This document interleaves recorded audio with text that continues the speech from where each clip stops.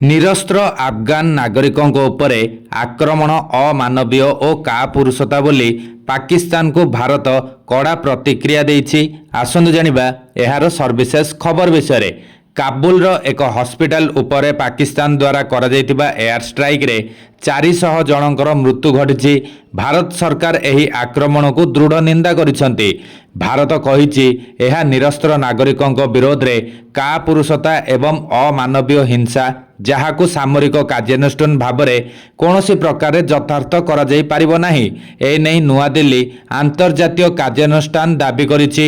ଭାରତ ସରକାର ଏହାକୁ ଆଫଗାନିସ୍ତାନର ସାର୍ବଭୌମତ୍ୱ ଉପରେ ସିଧାସଳଖ ଆକ୍ରମଣ ଏବଂ ଆଞ୍ଚଳିକ ଶାନ୍ତି ପାଇଁ ବିପଦ ବୋଲି କହିଛନ୍ତି। ପାକିସ୍ତାନ ନିଜର ଆଭ୍ୟନ୍ତରୀଣ ବିଫଳତାକୁ ଲୁଚାଇବା ପାଇଁ ବାରମ୍ବାର ସୀମାପାର ହିଂସାର ଆଶ୍ରୟ ନେଇଥିବା ଭାରତ କହିଛି। ଏନେଇ ଭାରତୀୟ ବୈଦେଶିକ ମନ୍ତ୍ରଣାଳୟ ଏକ ବିବୃତ୍ତି ଜାରି କରି କହିଛି, 16 ମାର୍ଚ୍ଚ ରାତିରେ କାବୁଲର ଉମିଦ ଡ୍ରଗ୍ ପୁନର୍ବାସ ହସ୍ପିଟାଲ ଉପରେ ପାକିସ୍ତାନ ଦ୍ୱାରା କରାଯାଇଥିବା ବର୍ବର ଆକ୍ରମଣକୁ ଭାରତ ଦୃଢ଼ ନିନ୍ଦା କରୁଛି। ଏଥିରେ ବହୁ ସଂଖ୍ୟକ ସାଧାରଣ ଲୋକଙ୍କର ଜୀବନ ଯାଇଛି। ଏହି ହସ୍ପିଟାଲକୁ କୌଣସି ପ୍ରକାରରେ ସାମରିକ ଟାର୍ଗେଟ ଭାବରେ ବିବେଚନା କରାଯାଇପାରିବ ନାହିଁ।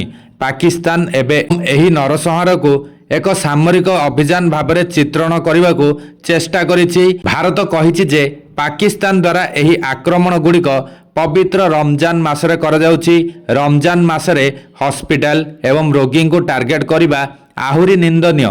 ନୂଆଦିଲ୍ଲୀ ସ୍ପଷ୍ଟ ଭାବେ କହିଛି ଯେ କୌଣସି ଧର୍ମ, କୌଣସି ଆଇନ ଏବଂ କୌଣସି ନୈତିକତା କୌଣସି ହସ୍ପିଟାଲ କିମ୍ବା ଏହାର ରୋଗୀଙ୍କୁ ଜାଣିଶୁଣି ଟାର୍ଗେଟ କରିବା ଯଥାର୍ଥ କରିହେବ ନାହିଁ।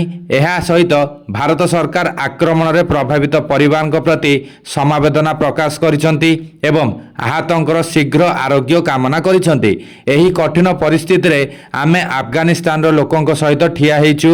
ଏହାସହ ଆଫଗାନିସ୍ତାନର ସାର୍ବଭୌମତ୍ୱ ଏବଂ କ୍ଷେତ୍ରୀୟ ଅଖଣ୍ଡତା ପ୍ରତି ଭାରତ ନିଜର ଅଟଳ ସମର୍ଥନ ଜଣାଇଛି।